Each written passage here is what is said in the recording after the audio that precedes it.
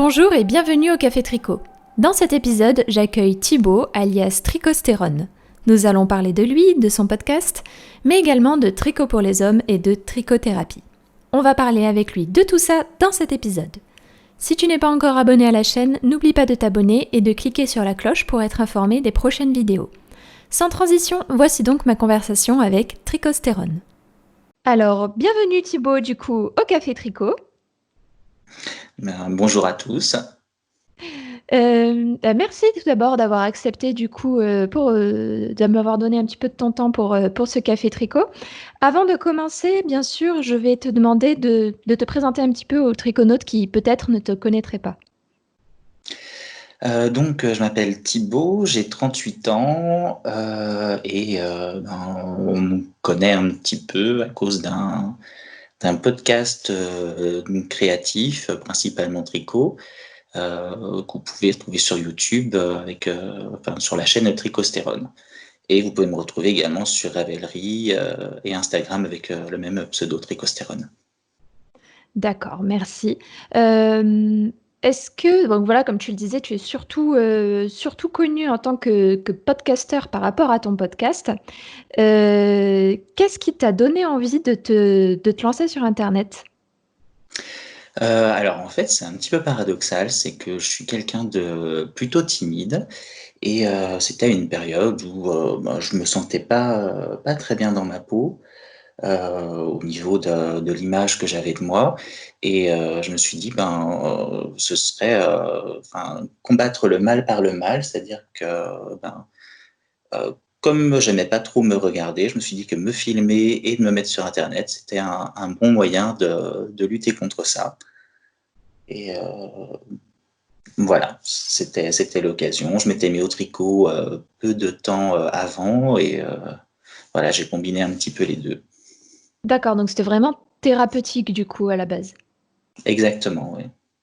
OK, Et puis d'accord, mais j'ai du pris goût. coup et puis tu as pris et maintenant là, au jour où on enregistre du coup, j'ai vu que tu en as publié un tout récemment. Donc je sais ce que je ferai après ce café tricot. Hem, du coup, est-ce que tu pourrais donc là forcément tu m'as dit que tu avais commencé le tricot aussi, lorsque tu as lancé le podcast, que tu avais en tout cas commencé récemment. Pourquoi avoir commencé le tricot? Et comment ça Alors, t'est tombé dessus?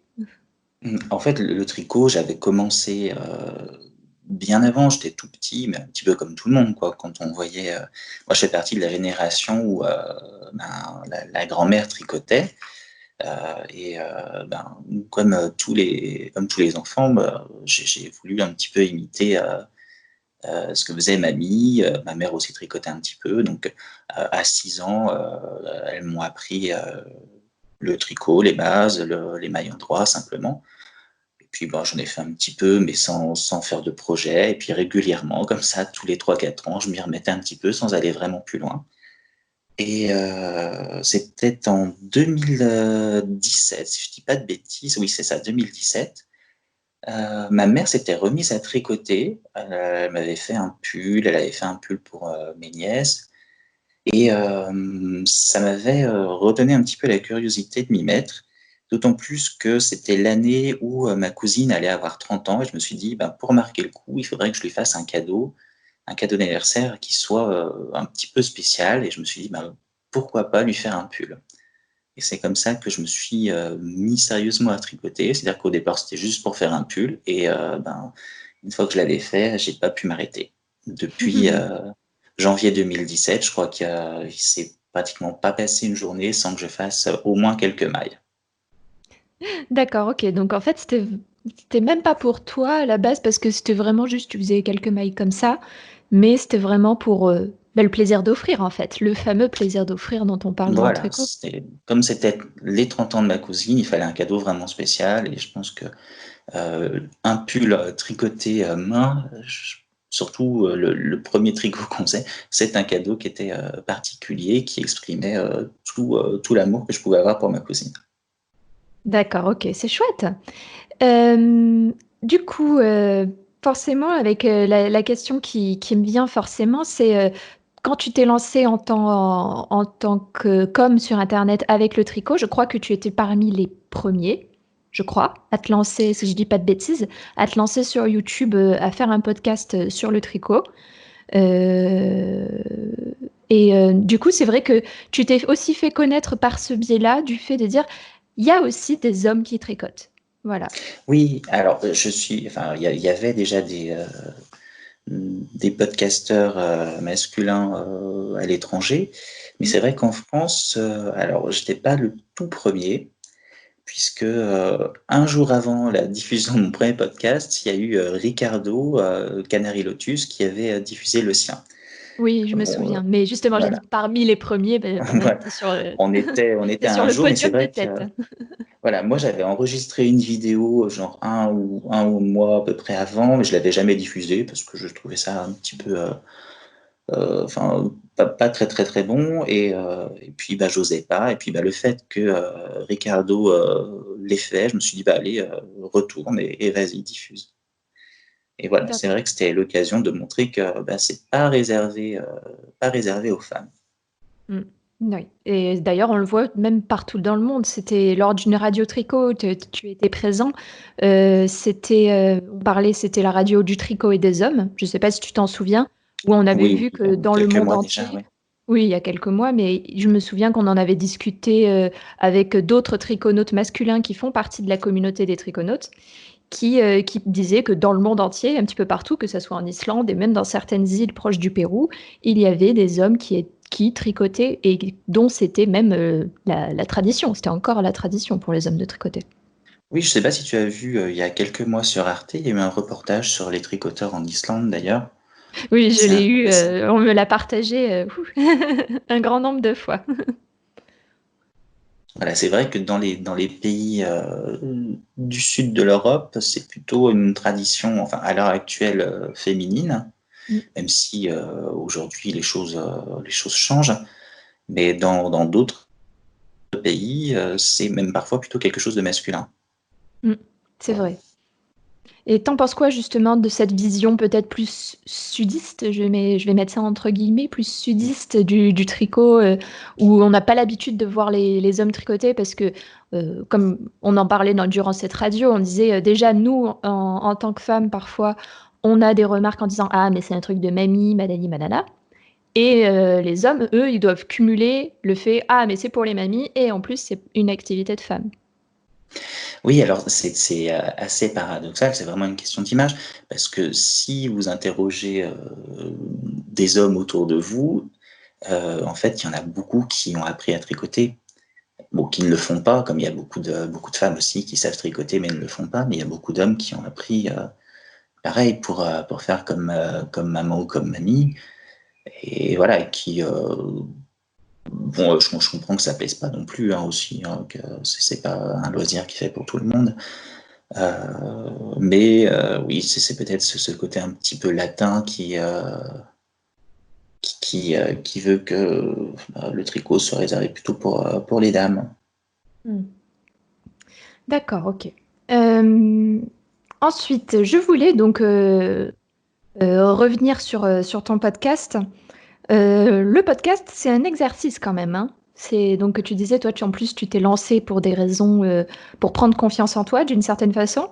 Bon, déjà, est-ce que pour toi, tu penses que ça a fonctionné aujourd'hui? Est-ce que l'exercice te plaît tellement que tu dirais que ça a fonctionné? Ah oui, oui, totalement. Alors, dans mon podcast, je suis pas comme dans la vraie vie. Enfin, si vous regardez mes épisodes, vous pouvez voir quelqu'un de très calme, de très posé, très discret. Alors, je dirais pas que je suis à l'opposé hein, dans la vie, mais ceux qui me connaissent savent que je suis beaucoup plus enjoué que ça quand même. Mais en tout cas, ça me permet de. J'ai pas de problème à regarder mes podcasts après, en fait. Donc pour moi, c'est déjà Hmm. une victoire. Bah, ok, d'accord. Mais ça, c'est vraiment chouette, hein, parce que, comment dire, je parle en tant qu'introvertie, timide, etc. L'exercice de la caméra, c'est vraiment quelque chose de très très difficile comment dire, à prendre en main et auquel il faut s'habituer. Donc du coup, c'est vrai que quand tu me dis j'ai fait ça de manière thérapeutique, je comprends tout à fait parce que en tant que timide, moi, quand j'ai commencé à tourner face caméra, ça m'a demandé un effort surhumain. Donc, Ouais. Et puis de voir le résultat, parce que mm, on a une image de soi, aussi bien au niveau visuel qu'au niveau auditif, qui est totalement déformée. oui, Quand on tout à fait. entend ça, enfin, la voix qu'on entend enfin, de notre intérieur, elle est totalement différente de celle que les autres perçoivent. Le physique aussi, c'est assez difficile d'accepter cette dissonance un petit Mm. peu. Oui, Mais c'est vrai que une ça. fois qu'on le fait, c'est formidable, en fait. Ok. Euh, du coup, forcément, moi, la question qui me vient, c'est comment tu fais pour t'organiser en plus enfin, pour faire ton podcast? Parce que j'imagine que tu travailles à côté. Comment tu fais pour t'organiser pour faire des podcasts aussi régulièrement? Alors, j'essaye de les faire à peu près une fois par mois. Et j'ai un travail avec des horaires un petit peu irréguliers, c'est-à-dire que, enfin des horaires et même des jours de boulot irréguliers. Mon planning est organisé sur 10 semaines et je peux travailler aussi bien les 5 jours de la semaine que le samedi, le dimanche, les jours fériés. Donc, dans ces cas-là, j'ai des jours en semaine qui sont chômés et je m'arrange pour filmer mes podcasts à ces moments-là. Comme ça, je suis tranquille en semaine. Alors, le tournage, c'est super simple, c'est-à-dire que d'un seul coup, ça me prend. Et hop, je sors mes projets terminés, mes projets en cours, éventuellement mes pelotes que j'ai achetées ou reçues. Je me mets dans ma cuisine, j'ouvre le PC et voilà, je tourne. Je prépare rien de spécial. J'ai toujours un petit papier où je me mets des notes comme ça en me disant bah tiens, il y a un nouveau podcast qui est sorti, il faudra que tu en parles dans ton épisode ou un petit truc comme ça, quoi. Il y a des petites notes, mais il n'y a rien de très préparé en fait. Donc Mm. ça me prend pas énormément de temps et au niveau montage, je pense que je fais partie de ceux qui n'en font quasiment pas, même si j'essaye d'en faire un petit peu plus maintenant. Mais je ne m'arrange pas pour avoir un éclairage superbe. Je coupe pas toutes les 5 minutes dès que je fais un E ou quoi que ce soit. C'est vraiment quelque chose d'amateur et je veux que ça le reste en fait. Naturel. Voilà, c'est un petit moment avec moi, tout simplement. D'accord. Euh, Forcément, là, je vais aller un peu plus sur le tricot à présent. Euh, Tu me disais que tu avais un emploi du temps qui était irrégulier. Combien de temps tu passes par jour à peu près à tricoter? Combien de temps passes-tu à tricoter, si c'est pas par jour? Alors, ouais, par jour, c'est un petit peu compliqué de le dire parce que c'est vrai que quand je travaille, hein, généralement, je passe pas beaucoup plus qu'une heure par jour parce que bon, je travaille enfin, assez loin, c'est-à-dire que j'ai 40 minutes, 45 minutes de trajet.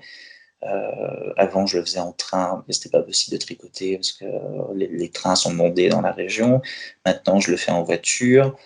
Donc pas possible non plus de tricoter à ce moment-là, mais je tricote un petit peu Quoi? le matin Tu as avant pas de partir. 4 mains pour tricoter en Eh même temps? non, voilà.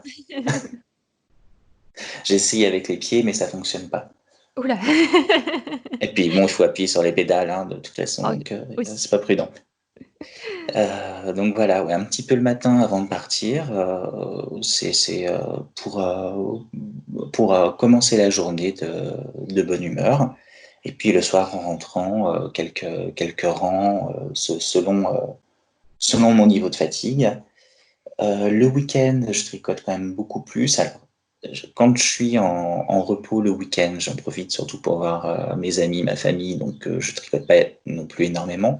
Et par contre, quand je suis de repos en semaine, là, je peux passer 4 heures par jour à tricoter sans problème. Hmm. Ok. Ben justement, en parlant de famille et d'amis, ça me fait penser, est-ce que tu as transmis le virus à quelqu'un? Et par exemple, tu disais que c'était ta maman qui t'avait appris. Est-ce que ça t'arrive toujours de tricoter avec elle ou du coup, est-ce que ça t'est arrivé de tricoter avec des amis que tu avais convertis? avec ma mère. Elle s'est remise à tricoter un petit peu dernièrement. Bon, en ce moment, hein, je ne sais pas quand tu seras diffusé, mais en ce moment, on est en pleine période de confinement. Donc là, je ne peux pas trop tricoter avec elle. Mais de temps en temps, j'essaye de le faire. Bon, elle tricote toujours. Elle tricote toujours avec des aiguilles droites en jersey uniquement. Elle ne veut pas apprendre d'autres techniques. Hein, c'est comme ça. Elle n'est pas très curieuse. Sinon, j'ai appris un petit peu à tricoter à quelques personnes, mais j'ai pas l'occasion de les revoir. Sinon, D'accord. pour tricoter avec d'autres personnes, je fréquente un tricoté à Bourg-en-Bresse. Donc là, effectivement, c'est toujours très sympathique de tricoter avec plusieurs personnes. Ok.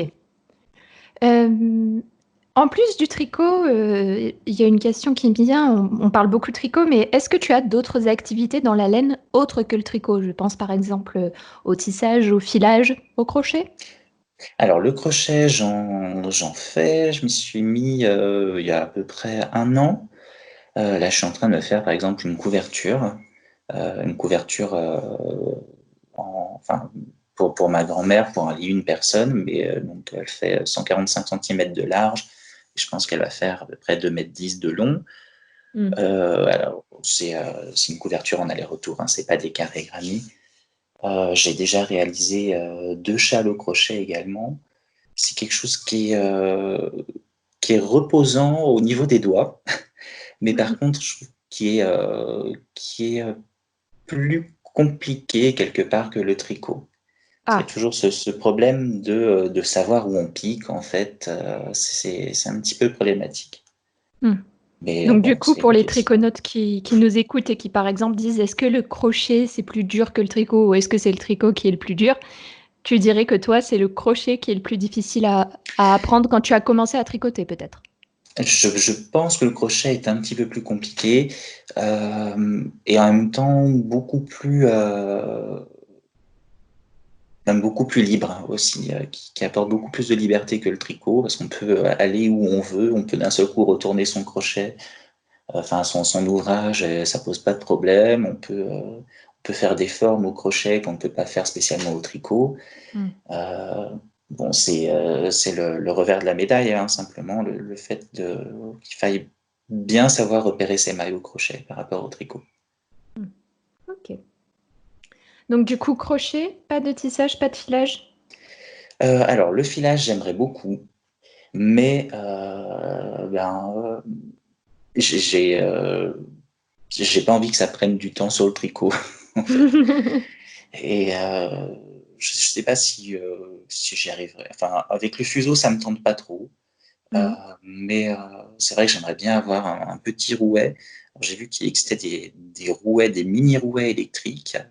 Je Oui. crois qu'ils sont faits en Pologne, qui coûtent, je crois, vraiment rien, genre 80 €, quelque chose comme ça. À chaque fois, je me dis, il faudrait que j'en achète un. Mais bon, j'ai déjà tellement de projets au tricot que j'ai pas envie de grignoter le temps qui m'est imparti là-dessus. Mm. En fait, tu as Après, peur on que verra. l'autre activité cannibalise le tricot, en Ex- fait. Exactement, oui. J'ai trop de projets. C'est un petit peu le problème du tricot, c'est que c'est une activité qui demande beaucoup de temps pour faire un projet. Et le problème, c'est qu'on a toujours plein d'idées, mais pas assez de temps pour les réaliser. Comme toujours. Est-ce que tu es, bah, du coup, j'en profite, je rebondis sur ça, par rapport à tes projets tricot, est-ce que tu es plutôt mono ou multi en cours? Alors, je suis un faux mono en cours, c'est-à-dire que j'ai généralement un encours principal Mhm. et plusieurs autres encours périphériques qui généralement on n'avance D'accord. pas spécialement. Alors il y a toujours le projet nomade, comme enfin, généralement une paire de chaussettes ou justement la couverture au crochet ou une écharpe ou quelque chose comme ça que je peux prendre dans la voiture quand j'arrive en avance au travail. Mais il y a toujours un pull ou un châle en projet principal et Hmm. d'autres en cours qui se terminent. C'est-à-dire que généralement, dès que j'ai un projet qui approche de la fin, je vais me concentrer uniquement sur lui, surtout. D'accord, ok. Je crois pas avoir vu en plus de chaussettes sur ton Ravelry, ou alors je les ai ratées. Non, c'est parce que j'ai pas dû les mettre sur mon Ravelry. Mon Ravelry n'est pas du tout à jour, hein, en fait. Je t'en veux pas du tout, le mien non plus, donc. Mais par exemple, aujourd'hui, j'ai terminé une paire de chaussettes, justement. D'accord, ok. Parce que justement, en petits encours, je pensais aussi aux paires de chaussettes. Donc du coup, c'est pour ça que... Oui, c'est ce que j'ai généralement dans ma voiture. Hmm. Mais j'évite de tricoter trop de chaussettes parce que malheureusement, ça me blesse au niveau des doigts Mince. par les aiguilles. Parce qu'évidemment, il faut des aiguilles en fer pour tricoter des chaussettes parce que sinon, en bois, elles se cassent très facilement. Et moi, j'ai tendance à pousser mon aiguille droite avec mon index gauche et les aiguilles à chaussettes, ça transperce. Hmm. Donc Oui, voilà. ça te fait un petit, on appelle ça les points de, comment dire, c'était les points d'ouvrière à l'époque. C'est comme ça que ma grand-mère appelait ça. C'est les points d'ouvrière. Ça fait mal à l'index, au bout de l'index, parce que c'est là où tu appuies avec l'aiguille à Voilà, coudre ou l'aiguille à repriser. Donc c'est que c'est le ça nous même. fait ça nous fait de la corne, et puis au bout d'un moment, la corne, elle éclate, et c'est là que ça nous fait un trou, quoi. Et c'est là que ça fait mal. Voilà. C'est comme le crochet, hein, par contre, qui nous fait mal un petit peu au majeur, sur la bosse de l'écrivain, quoi. C'est vrai, oui. Par contre, du coup, moi, c'est vrai que tu dis que normalement, il faut pas d'aiguille en bois. Je suis pas trop d'accord. Parce que c'est vrai que, par exemple, c'est un matériau que je recommande notamment pour les triconautes qui débutent les chaussettes parce que les aiguilles en métal, ça a tendance à trop glisser, en fait. Donc, du coup, c'est vrai que je recommande plus quand, pour la première paire, une paire d'aiguilles en bois. Bien faire attention, bien sûr, à la finesse des aiguilles. Pour démarrer un 3,5, ça me semble pas mal. Et après, passer sur des aiguilles en métal quand on est plus à l'aise. Mais le fait d'utiliser du bois, pour moi, c'est vrai. Il y a vraiment ce côté plus, ça accroche les mailles et c'est bien pour les triconautes qui débutent leurs premières chaussettes. Alors, moi, j'aime beaucoup tricoter avec des aiguilles en bois, hein. La plupart de toutes mes aiguilles sont en bois, sauf les aiguilles à chaussettes, Mhm. parce que j'ai essayé des aiguilles en 3 en bois, et comme je tricote serré, euh, Ah, ça a il y a un cassé. moment où ça a cassé. Donc, je ne réessaye pas. Je comprends, hein. Je comprends, je comprends. Après, il y avait une paire d'aiguilles en bois que j'avais recommandée à une triconaute parce qu'elles étaient plutôt solides. C'était les Knit Symphony. Donc, je sais pas si un jour tu as envie C'est de c'est te, de celles te en bois relancer. de rose qui sont toutes les couleurs, là, c'est ça? Ouais, faux bois de rose, oui, c'est Ouais. c'est effet bois de rose. C'est justement une comme ça que j'ai j'ai Ah oui! cassée. Mince. J'étais Ok. malheureux comme les pierres, parce qu'en plus, j'en avais plus d'autres en 3, donc c'était un petit peu compliqué. Il faut savoir que la marque, si elles sont toujours sous garantie, la marque t'en renvoie souvent, hein, Mm. si tu leur fais une Bon. photo. Ouais. Alors après, moi, c'était pas les Knit Pro version officielle, c'était la version Drops, donc je Hmm. pense pas que eux ils le fassent. Ok, d'accord. Non, mais c'est comme ça, au moins l'info est transmise. Ah bah, je saurais si jamais, pour mes autres Knit Pro que j'ai, oui, au moins je le saurais. Du coup, forcément, moi je suis curieuse, j'ai envie de savoir ce que tu as sur tes aiguilles en ce moment. Alors, en ce moment, comme j'ai terminé ma paire de chaussettes, je me consacre à un châle que je suis en train de créer.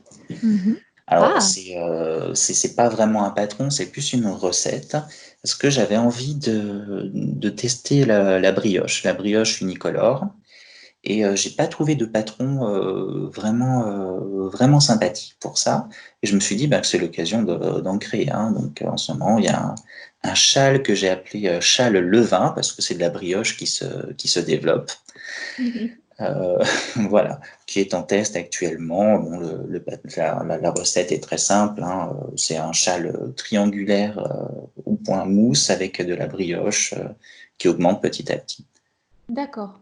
Donc ça y est, tu te lances dans la création ou c'est vraiment juste parce que tu trouvais pas ce que tu voulais? Bon, alors c'est plus. parce que je ne trouve pas ce que je veux.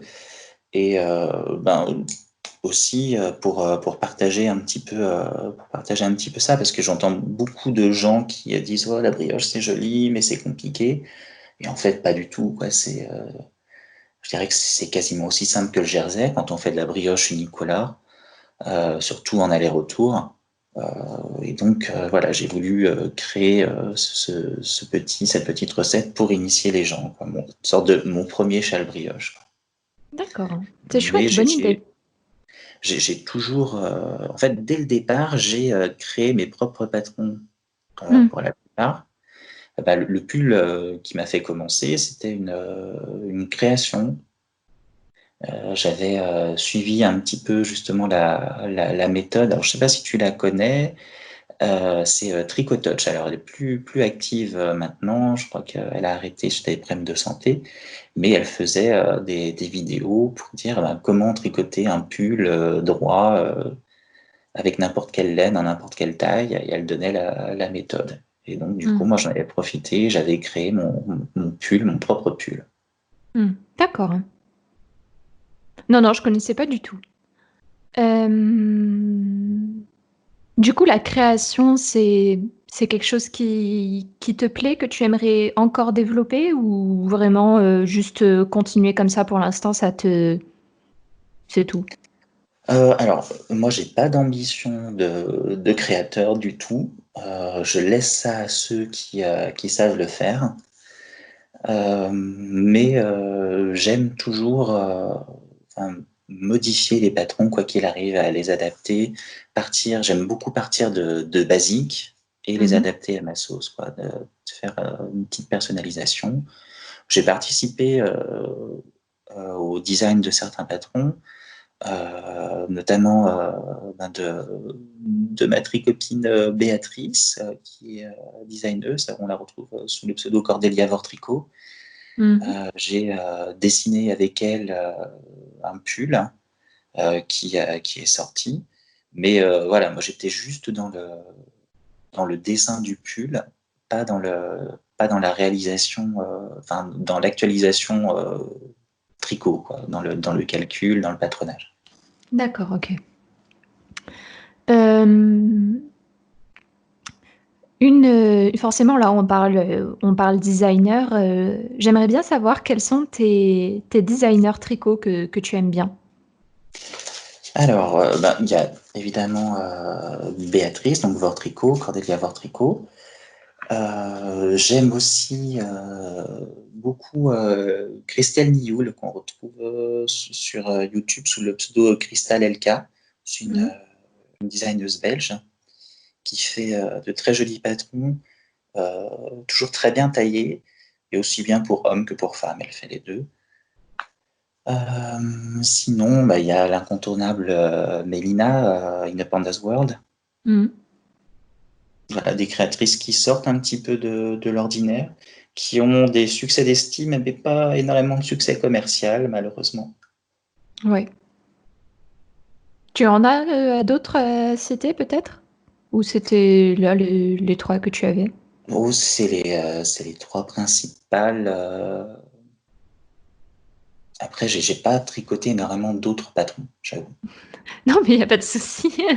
En fait, comme tu avais, au vu de la phrase, j'ai cru que tu allais en annoncer d'autres, en fait. Hmm.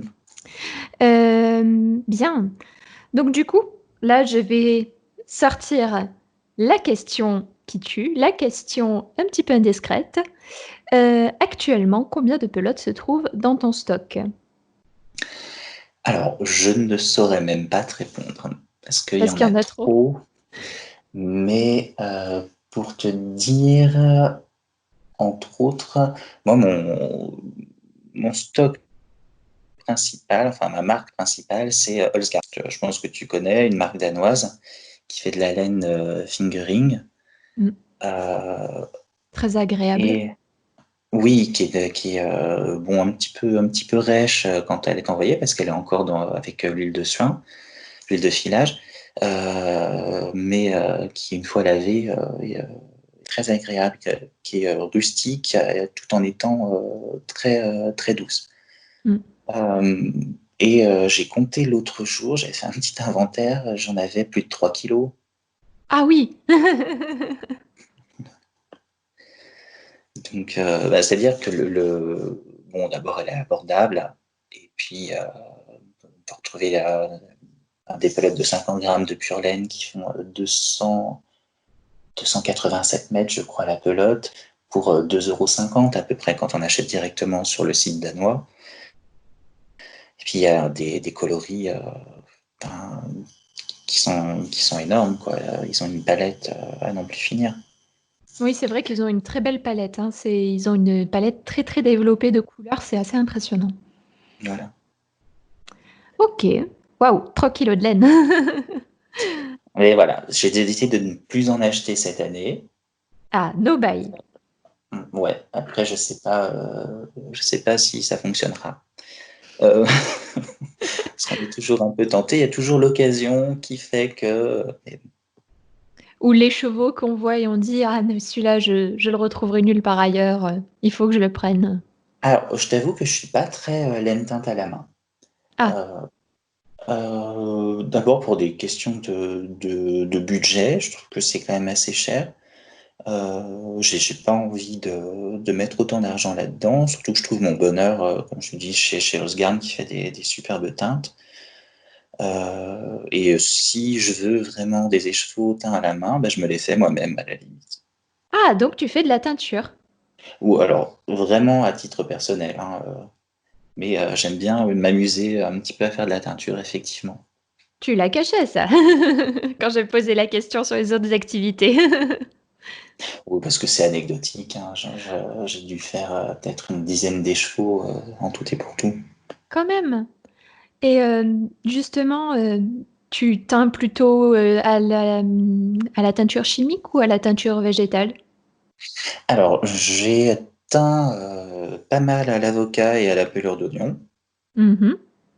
J'aime bien mélanger les deux parce que ça fait un résultat qui est sympathique. J'ai teint un petit peu au curcuma, mais ça n'a rien donné. C'est-à-dire que il faut, j'imagine, du curcuma frais. Moi, j'avais du curcuma en poudre et du coup, j'ai une laine qui a des grains de curcuma et qui sent très fort le curcuma.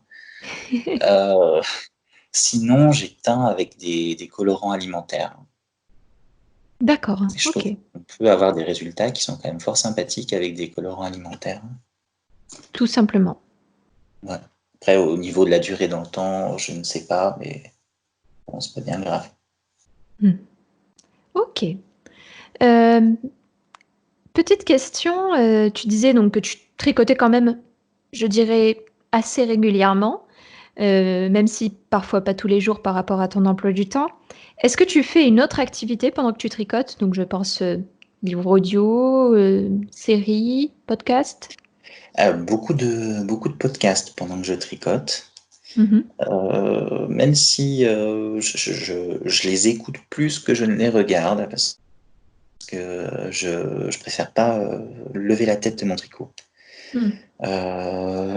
Mais des podcasts, aussi bien des podcasts tricot que des podcasts de zététique ou de science, ou n'importe quoi, des podcasts de divertissement. Mm. D'accord. Euh, En tricot, est-ce que tu as, on a tous, en tricot, il y a des hauts, des bas. Moi, j'aimerais savoir qu'est-ce que tu préfères et qu'est-ce que tu aimes le moins. Alors, ce que j'aime le moins, c'est le relevage de mailles. Je Ah, pense que tu as vu que c'est quelque chose qui est assez partagé dans ta dernière radio, oui, c'est vrai. parce que c'est toujours le problème de savoir si on pique au bon endroit, en fait. Surtout quand on a fait une couture. Moi, je me souviens qu'au début, quand je tricotais à plat et que ben, pour les manches, je les faisais quand même toujours en relevant les mailles sur les emmanchures plutôt que de les tricoter par les bracelets de manches. Je préférais faire des diminutions plutôt que des augmentations. Mhm.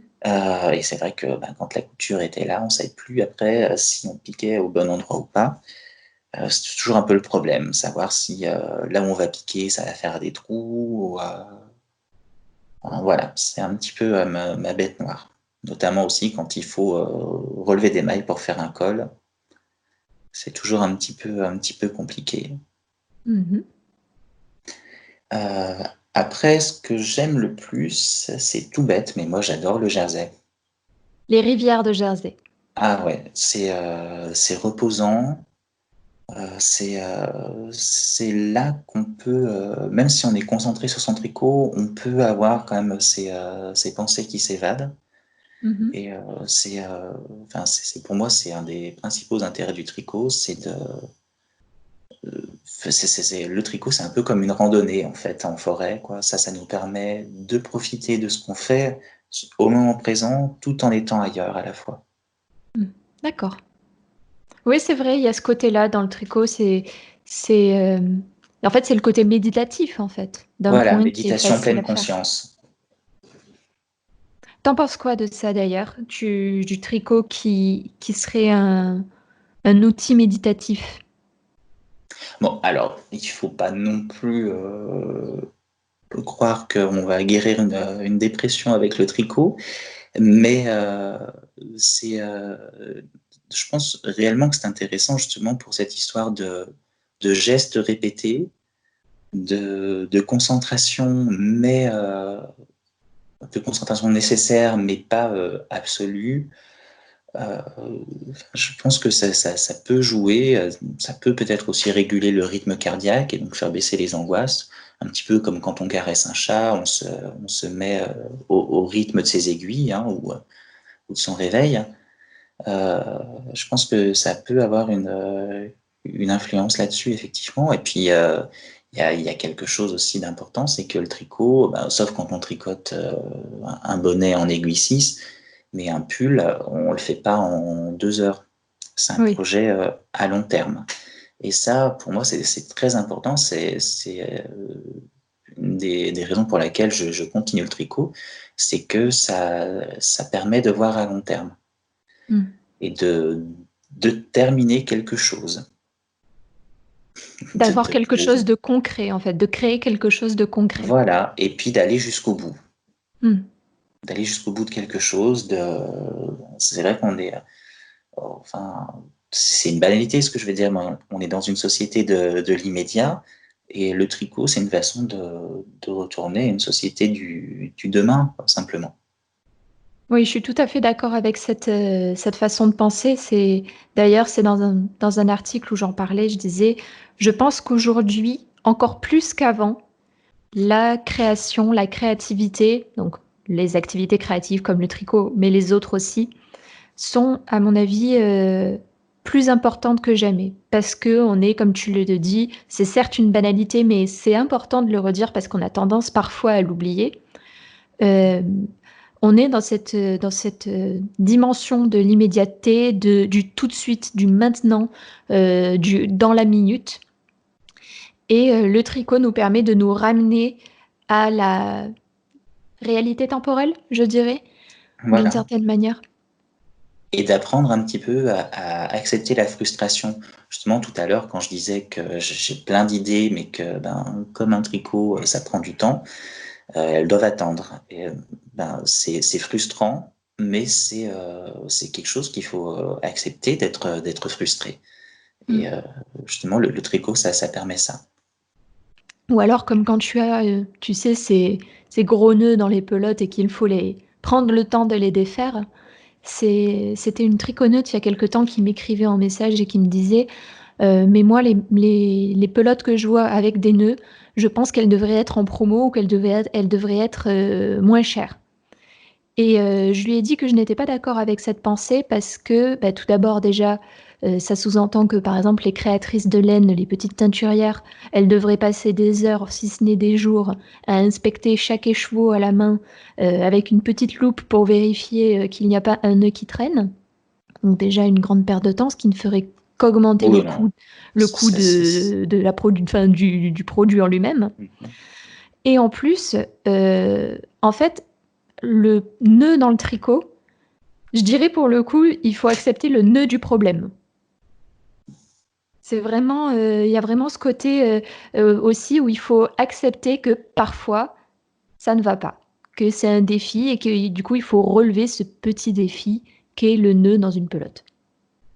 Oui, puis bon, c'est pas si problématique, quoi. Il suffit de le couper et puis de faire un joint ou quoi que ce soit. Oui, bien sûr. Mais je veux Voilà. dire, il y en a vraiment pour qui c'est des... Vraiment, quand il y a un nœud, c'est vraiment l'enfer pour Ouais. certains. Donc, c'est pour Après, ça je que... comprends s'il y en a 5 dans un écheveau, 5 nœuds, ça peut être embêtant, mais bon, un nœud, ça arrive.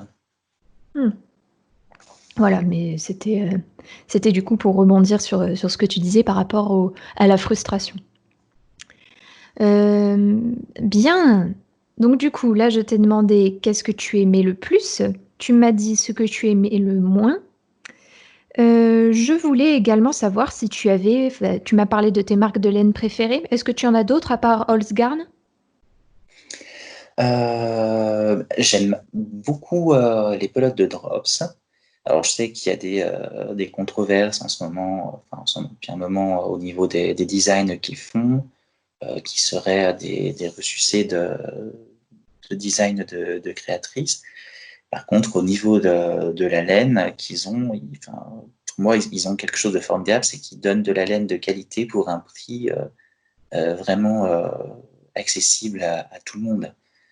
Euh, c'est euh, c'est un petit peu le problème du monde du tricot qu'on retrouve dans les podcasts. Il y a beaucoup de gens qui viennent m'écrire, gens qui me disent ah, c'est bien, tu tricotes des pelotes, enfin, de la laine accessible, parce que souvent dans les autres podcasts, c'est que des laines teintes à la main, on ne se retrouve pas là-dedans, on ne peut absolument pas se les payer. Et c'est vrai que Drops permet de se tricoter un pull en mérino pour 20 €. Mm. Et c'est de la laine, j'ai regardé sur leur site, hein, c'est de la laine qui est garantie sans musling. Alors pour ceux qui ne savent pas, le musling, c'est cette pratique qui consiste à couper une partie je crois que c'est de l'anus du mouton pour éviter qu'il y ait enfin, des impuretés qui viennent se mettre dans la laine, hein, ça. Je crois, enfin, tu me diras si je me trompe. Oui, oui, il me semble bien que c'est ça. Voilà. Euh, C'est une donc, pratique, c'est une pratique qui se fait beaucoup sur les mérinos et même d'autres races de moutons, mais c'est voilà, qui sont en Australie qu'on le généralement, voit souvent. voilà, en Australie, en Nouvelle-Zélande, je crois aussi, enfin, dans ces pays qui paraissent très politiquement corrects et qui finalement ne le sont pas tant que ça. Bon, il faut savoir qu'en Europe, c'est parfaitement interdit, hein. Mm. Ça, c'est vrai. Il faut le noter normalement. Si tout est respecté en Europe, c'est interdit cette pratique-là. Voilà, donc Drops permet de pouvoir se faire un joli, enfin, un pull avec une jolie matière pour pas grand-chose. Ce qu'il faut que le tricot, tout le monde puisse le faire. Même la mère célibataire qui a 5 enfants, qui doit se débrouiller avec un SMIC, et qu'elle puisse tricoter de la laine Zeman à 1 € la pelote de 100 grammes, tant mieux. Mm. Ok.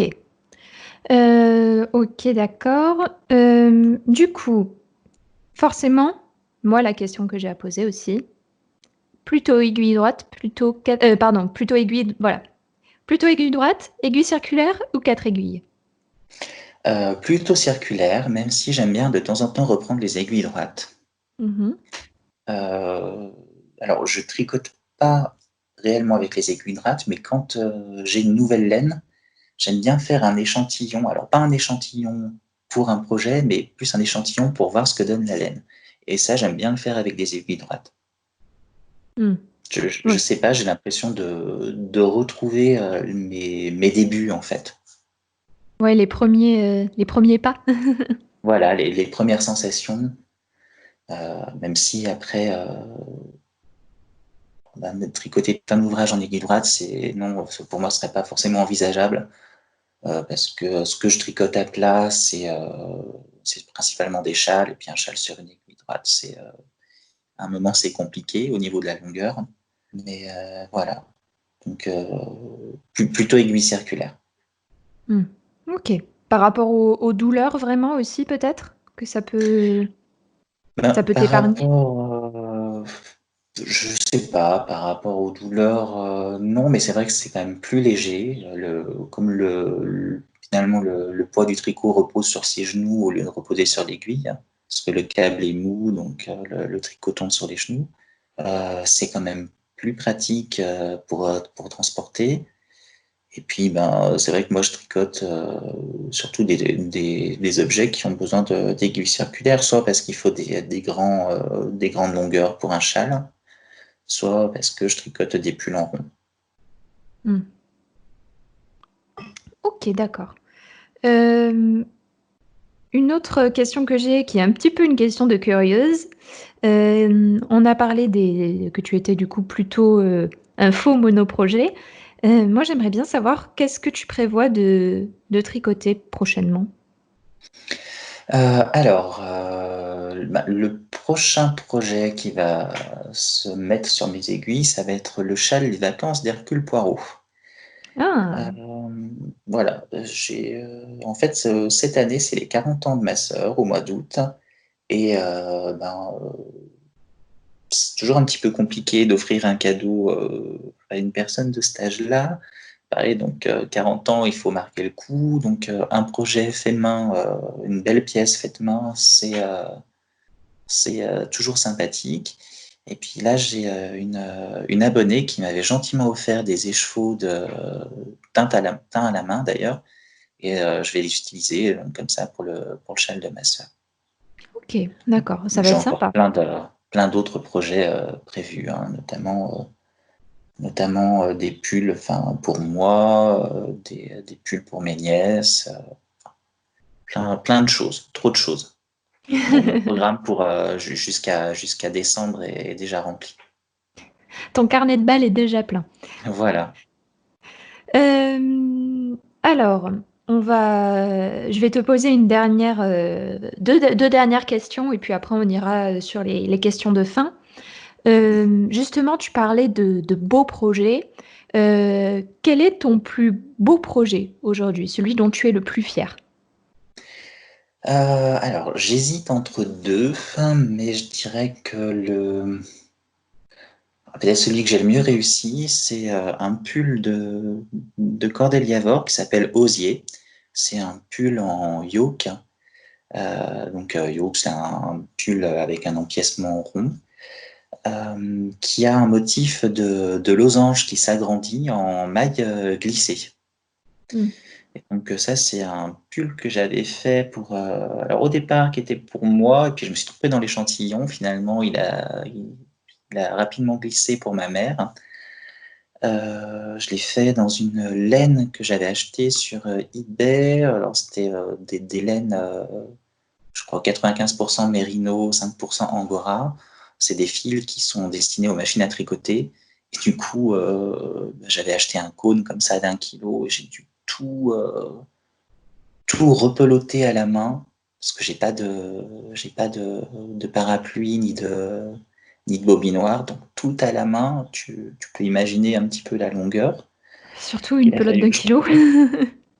Voilà, une pelote d'1 kilo, et il y avait, je crois, 6 000 mètres dans la pelote d'1 kilo. Non, pas, je dis une bêtise, pas 6 000 mètres.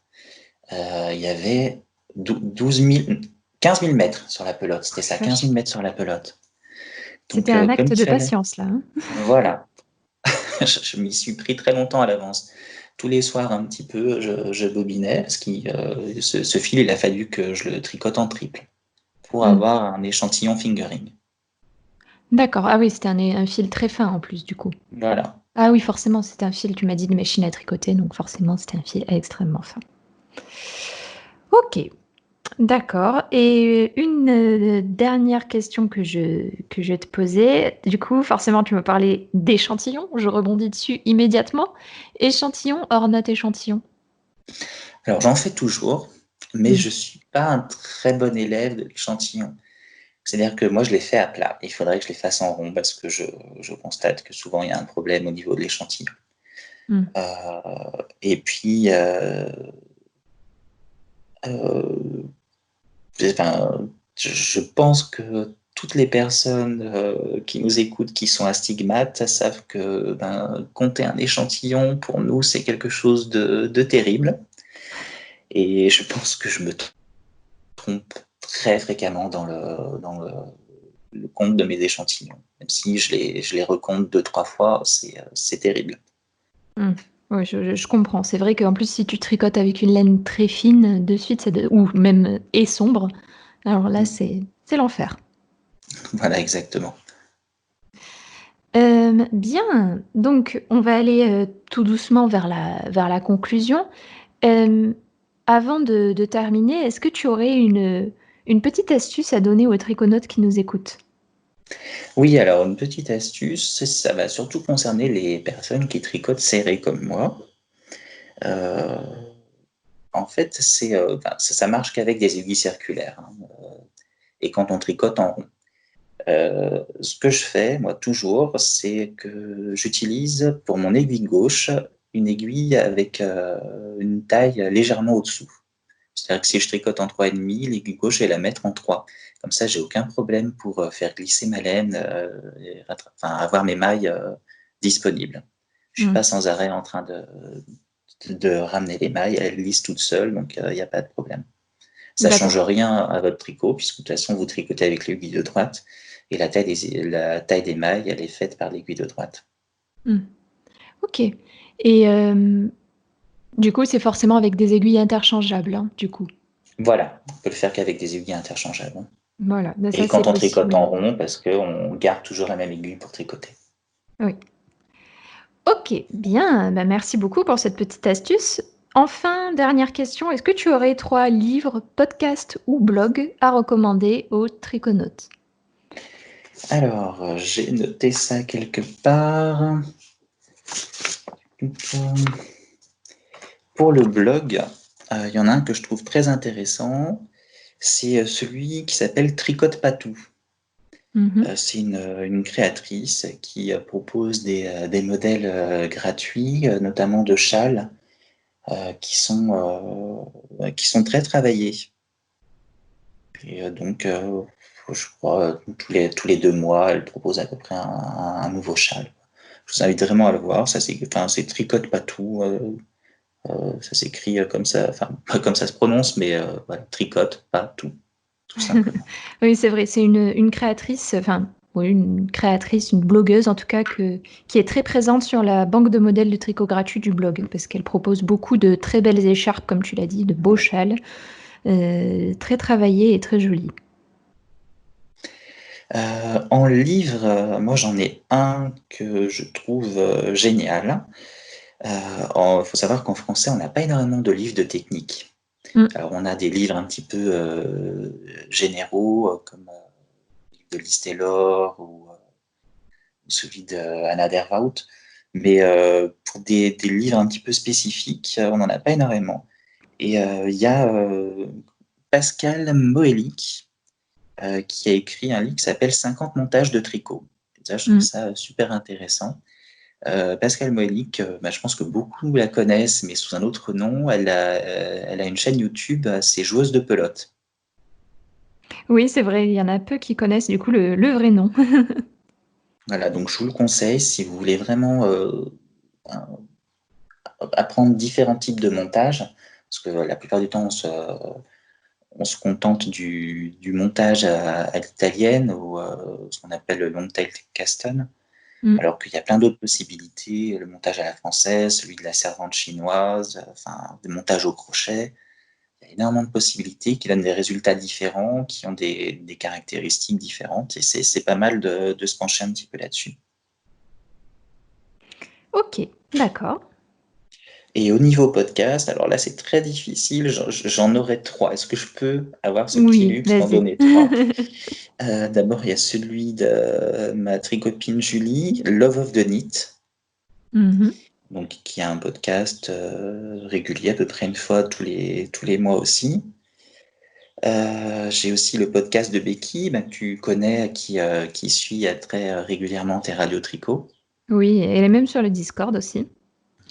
Oui, elle m'a dit qu'elle avait fait un tricoté récemment avec toi, je crois. Oui, oui, c'est vrai. Et, et puis, il y en a une autre que j'adore, c'est Kat Aiguille. Alors, elle, c'est un petit peu particulier. Elle fait un podcast avec sa maman. Donc, sa D'accord. maman qui doit avoir 75 ans, je pense, ou quelque chose comme ça.